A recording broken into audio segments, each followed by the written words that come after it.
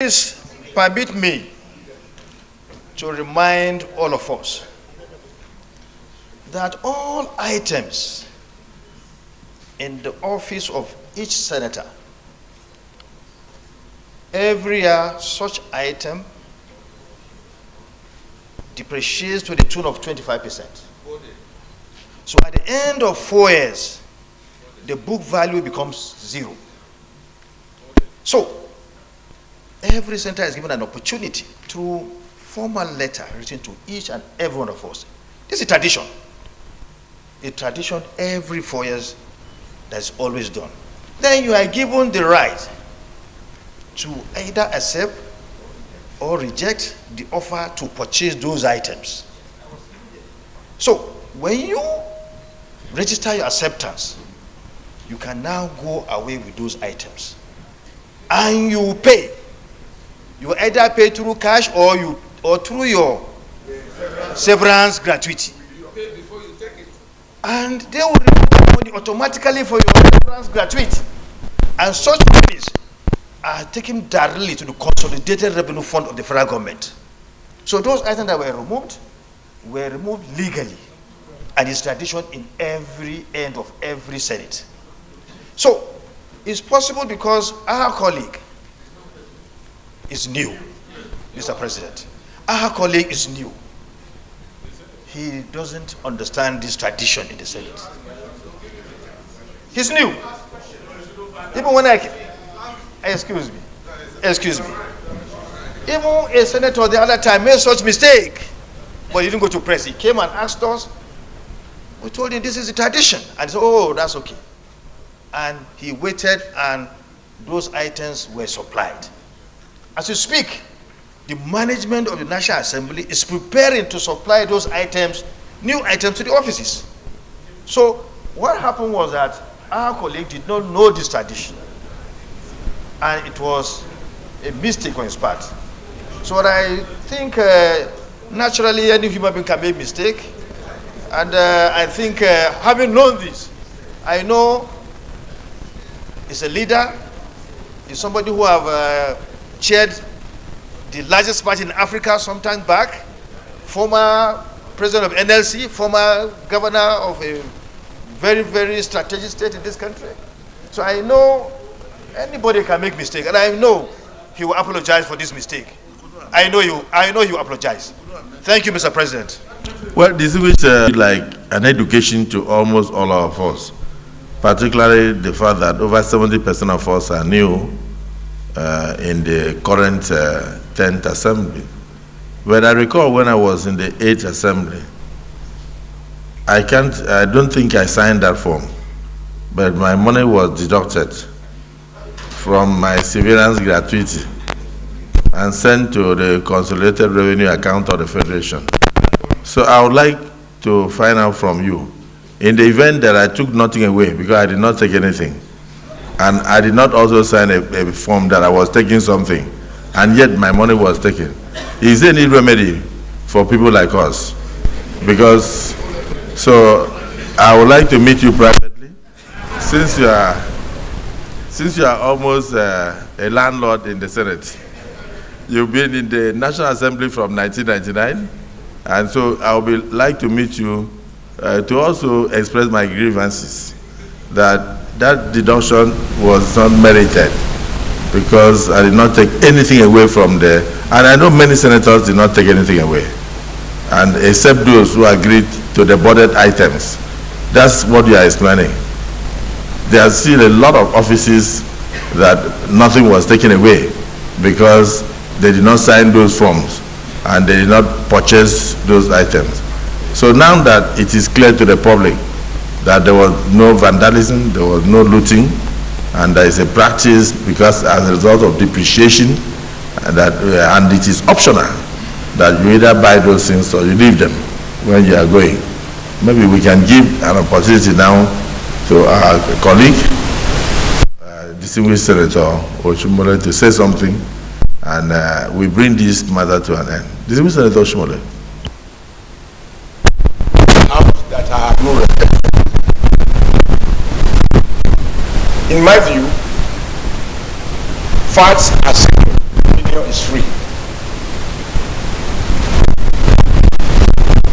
I did not address the social media. I spoke to a responsible and a respected national television network. And I believe that as senators, we understand the context. The question was by the TV host as to justify the use of appropriated for the comfort of members of the National Assembly. Senator Oshiomhole, you are talking about huge sums of money appropriated for the comfort of. I don't think we have any huge. I have not seen any huge amount appropriated for the comfort of members of the National Assembly. Rather, what I've seen is a amount that will enable them almost to zero value. So if we need to replace those vehicles for oversight functions, you can't even go for oversight without having vehicles. And most of the offices, for those who opted to buy the boarded items, computers, and the television sets and others, need to be replaced. So those things are not for comfort. They are actually meant to assist distinguished senators and members of the National Assembly to carry out their constitutional responsibilities. This is a very major arm of government, and the only arm of government that signifies democracy all over the world. So there is no way you can come here without the tools for you to carry out their job, not for their comfort. You may wish to rephrase your statement. Exercise patience and allow me, small as I may look, allow me to make my mistakes if they are mistakes, but I want to say what is in my heart, not what anybody wants to hear. But no, but the Senate is guided by rules. If you are... No, I said the Senate is guided by rules. And what your colleagues are giving you the opportunity to do is to say whether the story in the social media is true or not. If it's not true, we move on. Please. Mr. President, I said that was the allegation against the Senate. I didn't say that is the truth. And that, in my opinion, I was defending the collective integrity of this House. That is what I said. I didn't say that is what we did. So when you tell me that we did, of course I know. I know we did not make such appropriation for our purpose. I know it. And that is why I try to make some explanation. Just give me a few minutes and I will be done. Yeah, you are protected. Very much for the protection. Small people need even more protection. Mr. Senate President and my distinguished colleagues, I want to repeat that I have respect, huge respect, for each and every member of this Senate, not only of the 10th Senate, of all those who have been senators since 1999 and even before then,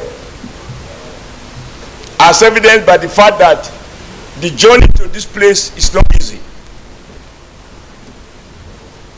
Number two, in my view, what I did, and I'm happy it is recorded, at no time in the course of my reply to the allegation made by the TV host, at no time did I say that senators looted their office. I never said so. And I will challenge with respect to the mover of the motion to show that clip of the channel's television. What I said was this: I said offices were vandalized. And Mr. President, except that people didn't take our informal chat seriously, I've had calls in your office, in the office of the Deputy Senate President, and in other offices where we agonize over the state of our offices. And I said on that television, I said, many senators here have had to use their money to procure basic needs for their office. Because the one that were there before were removed. I never imagined even now. I do not believe that a senator will vandalize his own office. Why? So how can anybody accuse me that I accuse senators of vandalizing offices? I have huge respect for every senator.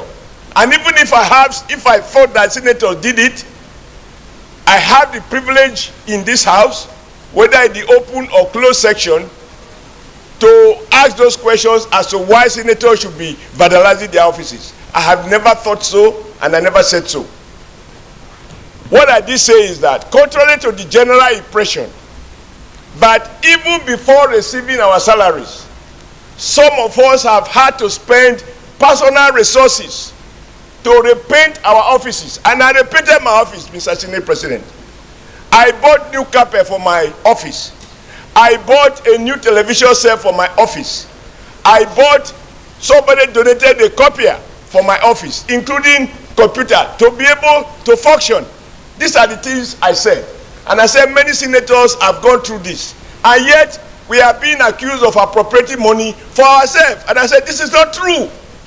How can this honest attempt to explain a reality be perceived as disrespecting the National Assembly? I have personal friends in the National Assembly. Incidentally, Mr. President, I am on record as chairman of APC as defending senators who were elected to the National Assembly, not out of eye service, out of conviction. And I defended them against powerful forces like governors. So how can I disrespect people that I...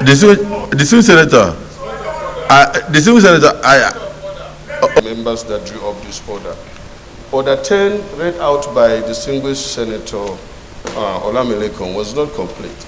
It says, and I want to read, any senator may rise at any time to speak upon a matter of privilege suddenly arising, and he shall be prepared to move without notice a motion declaring that a contempt or breach of privilege has been committed, or referring the matter to the Committee on Ethics and Privilege.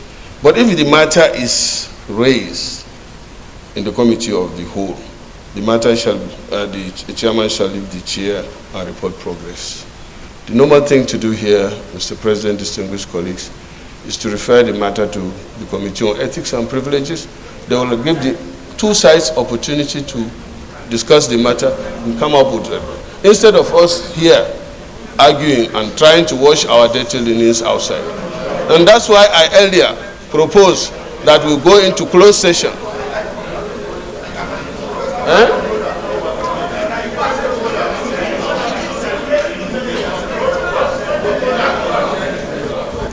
Are you moving a motion that the matter be referred to Committee on Ethics and Privileges? I'm not saying that, but Mr. President, this matter is not something that when the mover of the motion raised it, I believe he is not raising it because he wants judgment or case to be between him and the person, but to resolve the matter amicably. And I was thinking that the distinguished senator will stand up, and now he said he was quoted out of context and apologized to the committee, and we move on.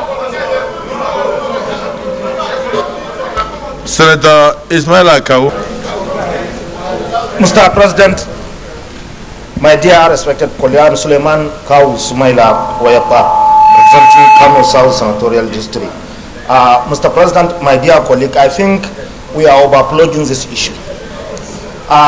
The distinguished Senator Adams Oshiomhole defended his action, and it shows that he do it to defend the National Assembly or the Senate.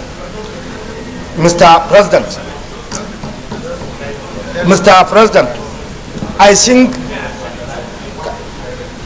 there is no need for him to either apologize or no need for us to refer the matter to the Committee of Ethics and Privilege. It shows that there is he committed an offense. He explained himself. We are all colleagues, and we all understood clearly his mission and his intent to defend the National Assembly. Mr. President, there are so many issues before us. Let us concentrate on those things that will bring peace, harmony, advance the cause of Nigeria, not wasting our time on just mayor say. Sir, distinguished Senator Kawu, you may wish to conclude. In respect, having listened to my explanation, you know that if anybody got the impression that I accused the senators, that was certainly not the intention, and that was certainly not what I said. But for those who feel that that's my comment, which was meant to protect our collective image, was offensive, of course I apologize. Because I cannot leave the comfort of my home to go and abuse a house in which I am a member. Thank you very much. Distinguished Senator Oshiomhole. Distinguished Senator Oshiomhole, the